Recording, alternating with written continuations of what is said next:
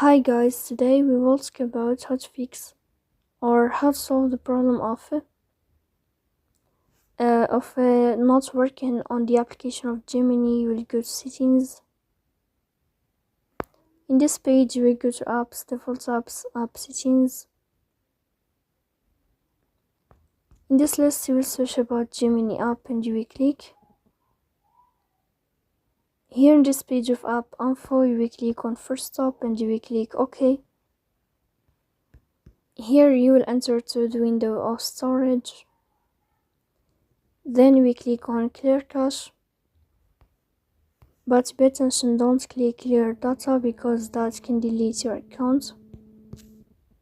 Here you will go to Play Store. You will search about the application of Gemini. Then you can update your app if you find updates. So please don't forget to support us by liking.